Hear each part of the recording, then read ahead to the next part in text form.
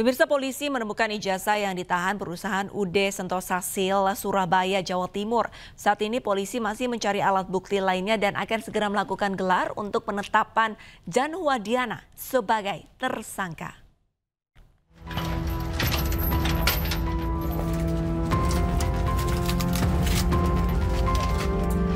Penyidik di Reskrimum Polda Jatim menggeledah gudang UD Sentosa Sil yang terletak di Dupak, Surabaya, Jawa Timur.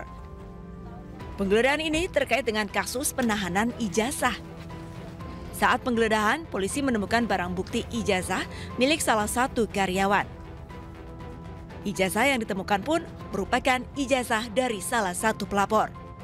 Selain gudang, polisi juga menggeledah rumah hingga kantor milik pendiri UD Sentosa Sil, Jan Huadiana. Total, polisi menggeledah 4 lokasi berbeda.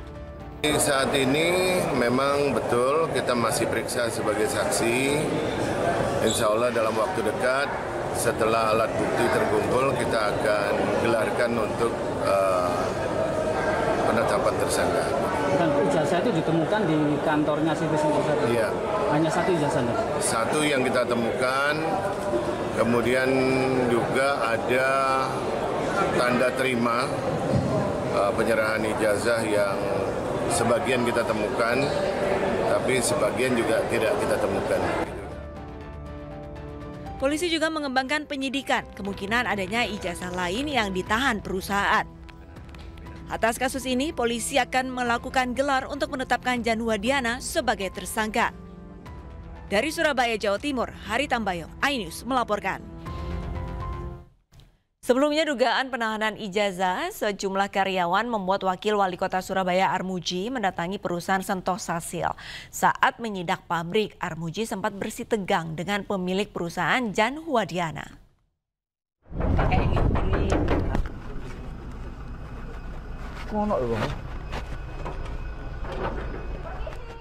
Kasus penahanan ijazah di perusahaan Sentosa Sil terkuak berkat video viral Wakil Wali Kota Armuji yang membantu mengambilkan ijazah mantan karyawan yang ditahan oleh perusahaan milik Jan Huadiana dengan mendatangi pabrik. Kedatangan Armuji di pabrik tidak disambut baik pemilik perusahaan, melainkan mendapat kata-kata kasar dan menyebut bahwa Armuji seorang penipu. Ini Wakil Wali Kota, Bu? Iya. Iya. Halo? Urusannya apa, Pak? Urusannya apa? Ini ada warga saya ditahan ijazahnya. Mau Wakil Wali Kota, mau apa? Sampean kalau ada keluhan ke polisi aja. Hei, kamu warga Surabaya apa warga luar negeri ngomong gitu itu? Saya nggak kenal sampean, Sampean yang punya perusahaan ya? Iya. Sampean penipuan. Saya nggak kenal sampean ya, sorry ya. Nipu kamu itu, hei. Siapa saya nggak kenal. Hei, kamu ada di mana? Selain menyebut Armuji sebagai penipu, pemilik pabrik juga melaporkan Armuji ke Polda Jatim atas kasus pencemaran nama baik karena membuat konten mendatangi tempat usaha pelapor yang diduga menahan ijazah karyawannya hingga konten tersebut viral. Selain dugaan menahan sejumlah ijazah, perusahaan milik Diana juga diduga memotong gaji karyawannya jika menjalankan ibadah sholat Jumat lebih dari 20 menit. Dipotong. Loh, Jumatan dipotong? Iya. Kalau keluar Jumatan dipotong. Kalau keluar Jumatan maksudnya? 10.000. Dari Surabaya, Jawa Timur, Tim Liputan iNews melaporkan. Kita ke informasi lain, pemirsa. Dewan Guru Besar Fakultas Kedokteran Universitas Indonesia menyampaikan keprihatinan mereka terhadap pelayanan dan pendidikan kesehatan di Indonesia yang kian terpuruk. Para Dewan Guru Besar menggelar deklarasi untuk menyoroti kebijakan pendidikan kedokteran dari Kementerian Kesehatan. Keprihatinan mendalam atas kebijakan kesehatan dan pendidikan kedokteran dari Kementerian Kesehatan yang berpotensi menurunkan mutu pendidikan dokter dan dokter spesialis sehingga akan berdampak langsung pada kualitas pelayanan kesehatan masyarakat.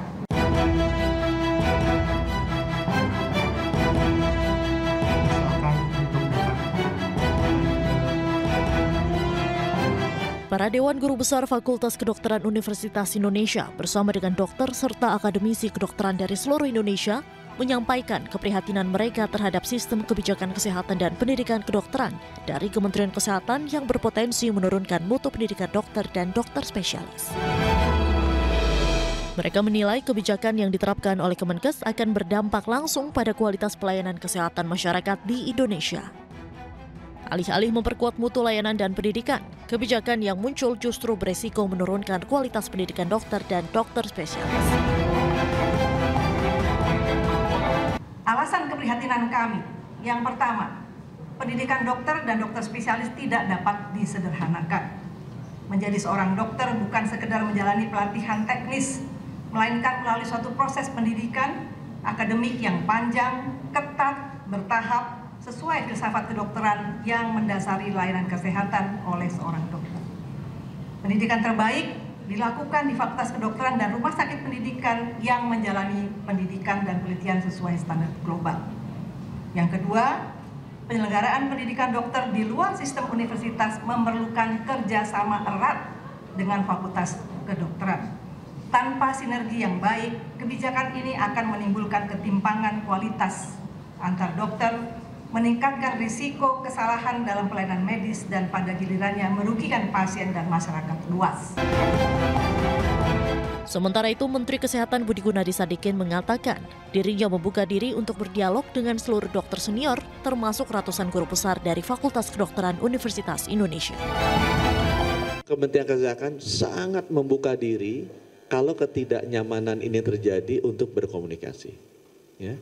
Nanti teman-teman Kementerian Kesehatan bisa bilang waktu kita nyusun undang-undang itu kan yang paling fundamental kan, itu berapa puluh ribu orang yang memang memberikan masukan ke kita, ada di list YouTube-nya kita, memberikan masukan lewat email, itu ada semua datanya. Jadi kita bisa nunjukin. Ya. Kebijakan-kebijakan kita bikin sekarang itu melibatkan banyak khususnya guru besar dari Fakultas Kedokteran Universitas Indonesia.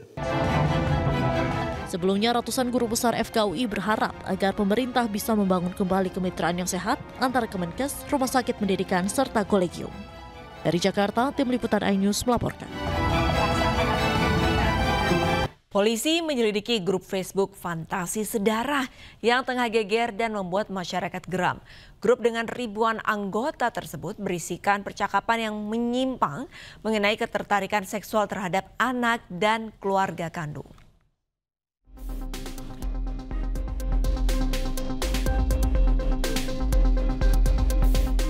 Polda Metro Jaya tengah menyelidiki grup Facebook bernama Fantasi Sedarah yang viral di media sosial.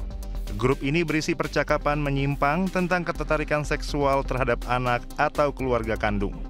Grup ini diduga memiliki ribuan anggota dan disebut telah eksis selama bertahun-tahun. Publik pun geram dan mendesak polisi serta Kementerian Komdiji untuk menelusuri keberadaan grup ini.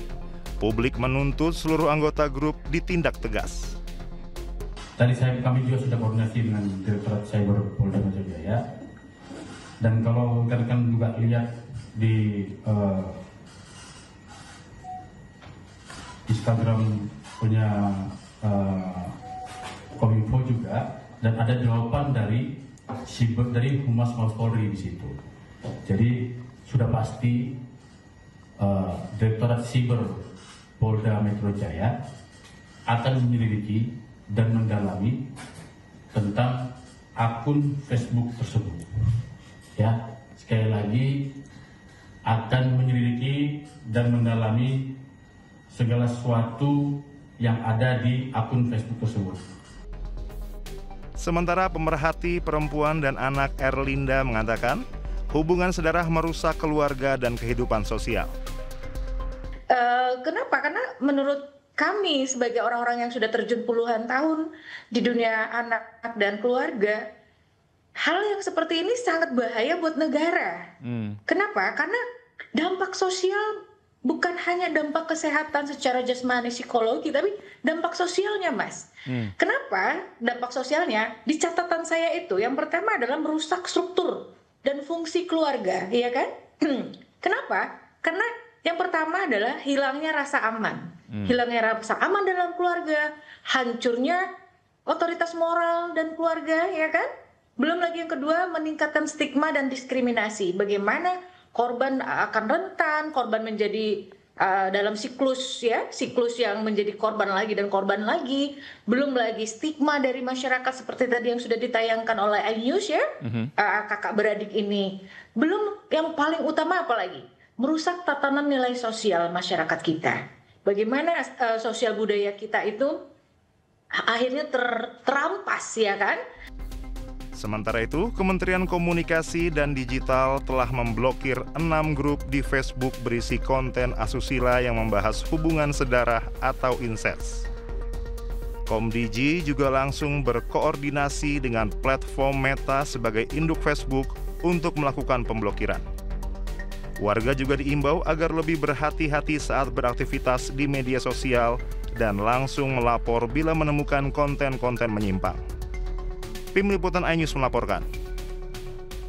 Petugas gabungan kembali menggelar operasi Berantas Jaya 2025 di Jakarta. Salah satu preman yang berkedok sebagai juru parkir liar berusaha kabur ketika akan ditangkap. iNews Sore akan segera kembali dengan informasi selengkapnya.